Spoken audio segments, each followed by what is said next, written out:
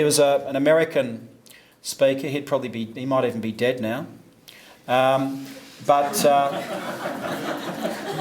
I listened to Bill Konkovich in 1996 in Adelaide. And Bill Konkovich was the first guy that really started to put this in perspective for me. And he used to use his two hands. And he used to talk about a tooth jaw joint argument, or a tooth muscle jaw joint argument. And he would say that, if the teeth and the muscles and the jaw joints, which your thumbs, are happy, we don't get too many problems. But if we've had a history of intervention or we have instability, we develop a bite of best fit. And we will function in this position, usually without too many problems. But when we start to brux, we always go back to that habitual physiologic muscle rest position. That's where we're going to brux from. That's the only position the muscles know. So if we do have a dual bite, which most of us do, and patients with a history of dental intervention will always have a dual bite, then if we're bruxing, we're going to be going back to that position. And if we brux on an unstable platform, then that's going to set the stage for more wear and tear than if we brux on a stable platform. And there's nothing really new to that. But it's trying to get that out of textbooks, and it's trying to get that out of teachers and lecturers, which I found very difficult as a student. But Bill Konkovich, he really put it in perspective for me. So that's a stable bruxer, and that's an old OPG of me. You can see your serrated gonial angles, but nothing wrong with my teeth, going pretty well, and that's often what you'll find. Then I had my classification, what I called an unstable bruxer, and these are the patients that you'll see on a day-to-day basis. These are the patients coming in with the fluoride bombs and the endo problems and the localised advanced periodontal problems and the split roots and all those sorts of things. And usually these patients have had a history of dental intervention. And largely what I found when I started to look at this in the mid-90s is these patients I'd whack on a splint, because no one had ever taught me that a fluoride bomb was caused through grinding, So I'd make them a splint, they'd stabilise on a splint, I'd then mount up the models, and I'd have a look at their bites on an articulator. And lo and behold, the teeth that had fallen to bits were, lo and behold, the teeth that had fallen to bits were the teeth that were in hypercontact, or they were the balancing interference or whatever. So in this particular instance here, for example, that patient with a lower 7, whenever I saw decay on the front of a tooth, it's because the hypercontact was on the back of the tooth. And it's just the exact opposite of what you think. So wherever you get the caries, the hypercontact or the interference is on the diagonal opposite surface. That's where you ever look on a tooth. So these are again the patients that we see daily. Going a bit Burko here, bear with me. Okay, so when we start to triage our patients, let me just go back, yep. So when we start to triage our patients, I'll watch this. I sort of break it down into 3 steps. The first thing I'm looking for, and this is working out, do I make this patient a splint, do I not make this patient a splint, or do I go to further assessment? 3 very simple areas. One, they've got to have patterns of breakdown consistent with sleep bruxism, and you all know what that now looks like. The second thing, what I look for, and I use this, it is a subjective assessment, but I use an Epworth Sleepiness Score for all patients older than 18. And if I suspect sleep dysfunction in a kid, I use what's called as a Bruni, B-R-U-N-I, a Bruni classification. There's different ones you can use. They're all subjective. It's just what works for you. It's just a tool. So I'm looking for a high Epworth, for me 15 and above. And most importantly, I'm looking for a medical profile that is suggestive of sleep disordered breathing. Because out of those 5 different categories that's going to cause the bruxism, one of them is going to potentially kill them, and that's sleep disordered breathing. So that's the one I'm worried about. So this is where I talked last year about not stopping at the tonsils. You've got to look globally at your patients. And to do that, you need a global medical history. And you've got to spend time with them too. So the main things that red flags for me in the medical history would be, high blood pressure, but sometimes low. If you see low blood pressure in a female, that might be indicative of what we call upper airway resistance syndrome.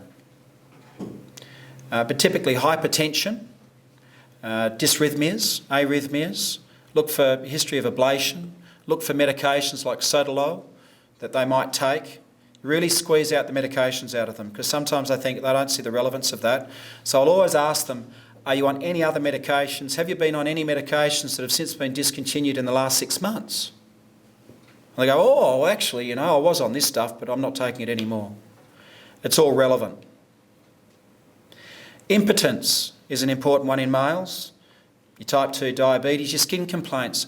People who don't oxygenate well are very prone to, I look at their fingernails. If they've got shitty fingernails, that's a sign of poor perfusion. Skin complaints like psoriasis and acne.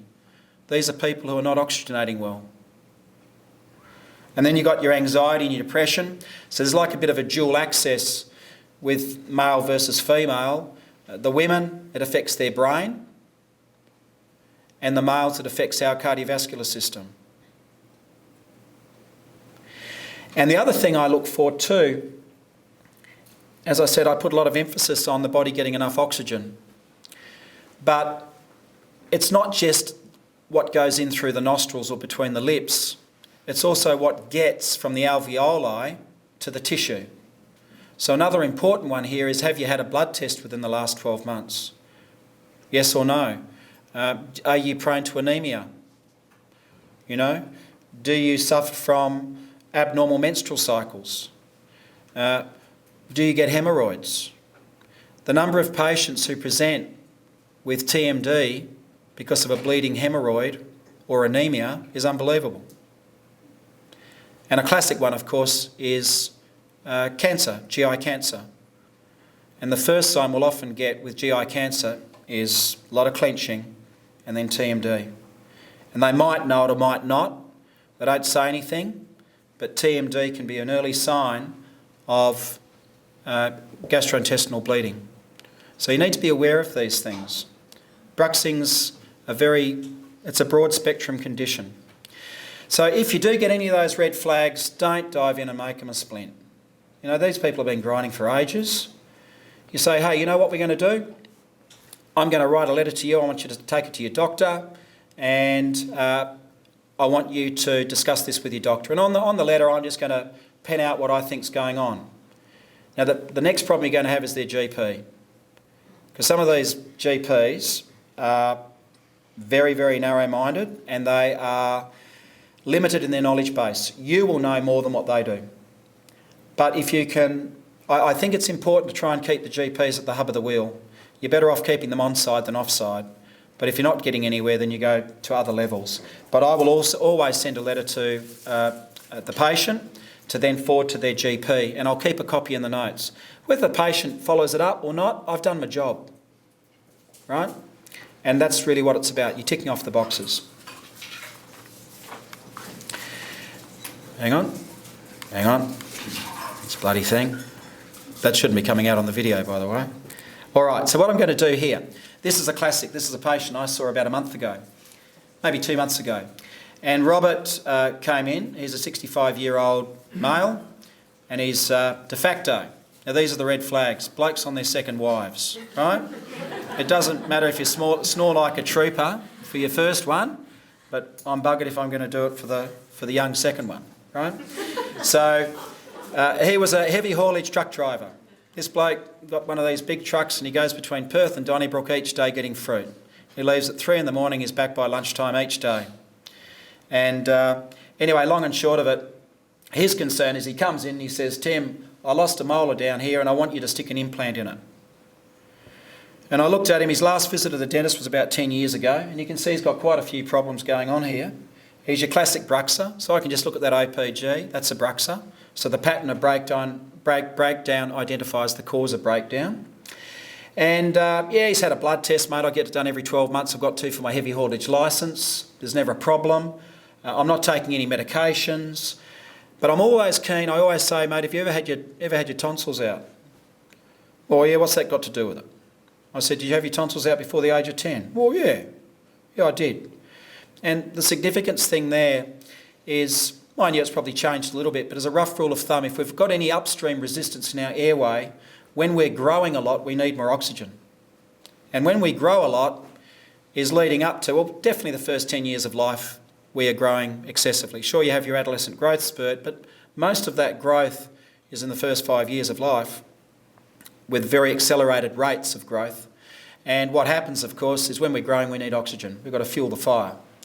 So if the nose doesn't deliver the oxygen, the mouth does, and then we get the tonsillitis, or we might get tonsillar hypertrophy, really dependent as a function of our immune systems at that stage. So I'm always keen to know if they've had their tonsils out or their adenoids out or any ear problems or blood noses in the first 10 years of life. I mean, this guy's 65, but he can still recall. And he hadn't actually put the tonsillectomy on his medical history. I just drew that out of him. Anyway, he gave an Epworth sleep score of 6 and he had a BMI of 27. I always record their height and weight. Whoops. So anyway, look at this bloke. He had a sleep study. I said, mate, I'm not touching you. I said, I smell a rat here, because he was really dozy. He was dozy in the chair. He didn't look refreshed. So he had a sleep study at home. He came back with an AHI of 121.7. And more than 30 is severe. Now, had I not really picked on that in that medical history, what would I have done? I would have just made a splint for him. Probably the worst thing I could have done for him. And this is where dentistry starts to take a different angle. It certainly has for me. And this guy was just spellbound. He didn't know that. I mean, this guy's he is a widowmaker. He's just not going to wake up, or worse, it's going to happen when you're driving in the other direction. So really the take-home message here is, I think we are much better placed to triage patients than GPs. The second thing here is, I would far sooner recommend that a patient speak to their doctor about having a sleep study. And even if the doctor says, no, that's bullshit, you just need to get a better night's sleep, let's get a second opinion, we can refer to an ear, nose and throat doctor. And patients can claim on Medicare. So the people who can order a sleep study will be the GPs and the ear, nose and throat doctors and maybe the psychiatrists, but not a lot else. And we can't, but we can refer direct to an ear, nose and throat, and patients can claim Medicare. And the ear, nose and throat will then scope them. They'll have a look at their airway if you work with a good ear, nose and throat doctor, and then let's get a sleep study. So there's different ways you can skin the cat. So yes, traditionally I would have just made a splint and I would have said goodbye. And I see patients like this all the time. Now, this is where I look at those articles by Sato et al. And this was this article that Ramesh, and I'm not banging Ramesh, but I think there's always two sides to a fence, and I've never been a fence sitter. I'm in one paddock or the other. So my feeling with it, that whole article that was banged out on Sato et al. Only looked at AHI, it did not look at RDI. And this is where you've got to start to look at the devil in the detail. So now we move on to splints. So I've poured the pad and we're now going to stick up the walls. And some people say, oh, you know, we don't really know how splints work. Well, I think that's not true. I think there's enough evidence around to show, and physiotherapists understand that if we change muscle length, we're going to change muscle activity and muscle force. And basically, by changing the thickness of the appliance, effectively alters muscle length, and it also alters proprioceptive feedback. And this in turn then can help. Come through, mate. We'll just look at you as you take a seat. But definitely, I don't think you need to get too bogged down about splints. They're a very simple appliance. There's a chair here, mate. You all right? But they decrease force, magnitude, duration and frequency. So lots of EMG studies show that. There's nothing new there. Splints redirect and redistribute force. And we're able to do this in a more favourable and controlled manner. So we are able to control the forces that the patient subjects on their teeth at a time when they're not able to do it. And this, of course, is through the use of appliances, of splints. But it's very important to tell patients that the appliance does not stop sleep bruxism. And as I'll touch on in a minute, if we're not careful, it'll actually make it worse. So traditional applications for splints, we use them if patients had muscle pain or jaw joint pain. We would make it for patients who had mobility issues. You know, I can't open my jaw wide or whatever. Or if patients had dicky jaw joints, internal derangements, clicking and locking and things. But there weren't clear guidelines on when to use what type of splint. So where those contemporary applications have changed this is really my thought process, and this is something that I've developed probably in the last 20 years. So where I use splints, I will also obviously use them for those first three reasons, but I'll also use the splint as a cause effect. You know, if a patient's coming in and they're getting pain and we're not too sure what the cause of it is, we can use a splint as a bit of a diagnostic thing, you know. That pain in that top first molar, and I've seen an endo for this and an endo for that, and I'm still getting the pain. Well, let's make a splint and see what happens. And if it gets better, fantastic. What a splint also does, it tells us what materials to fix teeth with. So what gold alloy do you use? What ceramic do you use? What resin do you use? You get all of that from the wear and tear on the splint. And you also get it from the compliance of the patient with the splint. So they're a very important tool. What techniques? Am I going to restore a tooth with a porcelain fused to gold crown? Or am I going to restore this tooth with an Empress crown? And timing. When do I restore that tooth with a crown or an implant? I'm a big believer you don't really know what patients need until you've been treating them for a while. That, in my book, is 3 years. So I tend to keep dentistry very simple for 3 years. And that splint will let me do that. It facilitates dental care.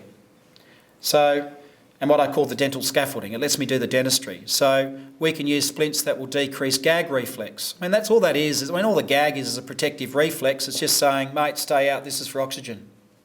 That's all that is. And of course, when they're under stress or when there's hormonal imbalance or if they're anemic, mate, I need more oxygen. So that's when the gag will increase.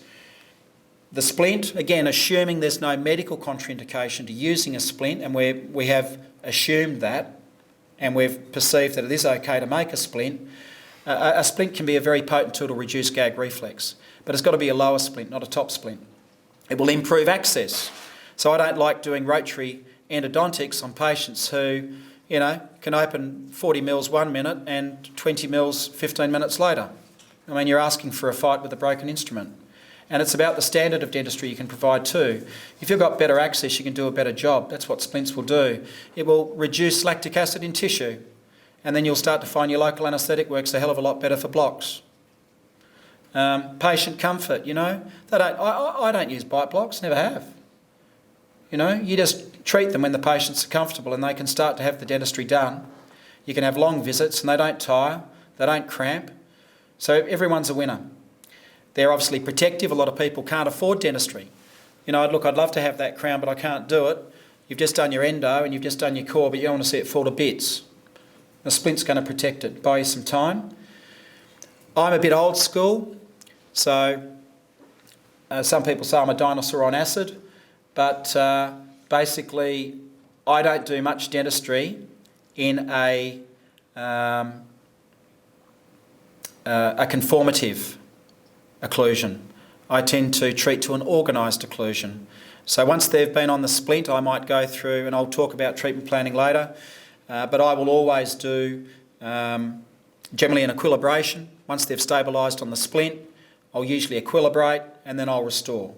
And the reason for it, I'm just distributing the load at a time when I'm not around to monitor the loading. So again, as you know, Bill Konkovich would say, I'm not treating there, I'm treating there. And it's just very simple basics, all right? It's not complicated. And as a result, you get improved treatment outcomes. There's less flexion, less fatigue, fewer complications. You know, how many times do we see patients have a crown done there, they reposition here and clench, it gets pounded, they wake up and their bite's there and they come back and say, mate, I can't believe it, I've had root canal, I've had crown, I still can't bite on it. All right? So these are the basic things that splints will help you overcome. So what I'm going to try to do now is I'm going to fry your brain a little bit, and if I lose you, just speak out. There's about 10 slides. A lot of this stuff you probably already know. If you don't, if you get confused, hands up. So what are the requirements for splints? Basically, we want to optimise the bite on a splint. That's what you want to do. You want to generate that ideal occlusion on a splint. And it's got to be good for muscles, good for teeth and good for jaw joints.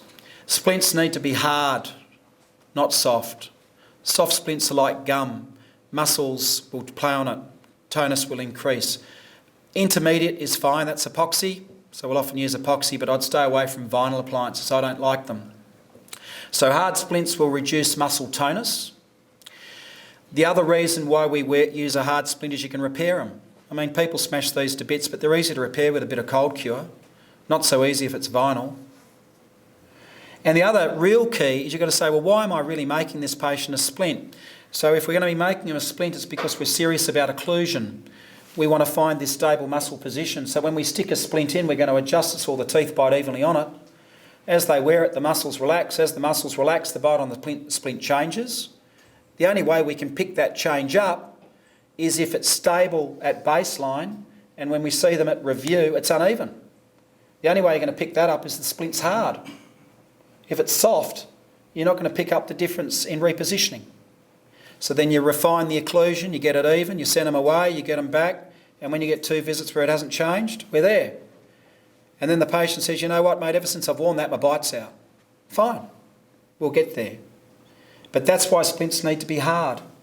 So you need to think about what you're doing with a splint. Now, and that's what I call about cast analysis. So I'll often, once they're stabilised on the splint, I keep their models from making the splint. I'll mount those models up on an articulator. So once they've stabilised, again, all this is basic. You should be taught this at dental school, but I don't think they do anymore. We record a bite with the teeth just miss. And then we mount those up, and then we look at the hypercontacts, and then we say, what do we need to do to optimise the occlusion, right? So that's what we call cast analysis. So essentially, and I'll come back more on this, when I've got happy jaw joints, the splint is going to have a mutually protected occlusal scheme. And basically, all the posterior teeth protect the front teeth in vertical contact, and all the front teeth protect the posterior teeth in eccentric contact. Now, I don't personally put a lot of emphasis on anterior teeth touching splints. I think it's not necessary. In fact, some of the splints I'll show you that Dr. Mack used to do for 30 years never had anterior contact, and I very rarely see problems with that. And if you look in textbooks about ideal occlusion, they will often say that the anteriors need to be slightly out of contact in centric or centric relation.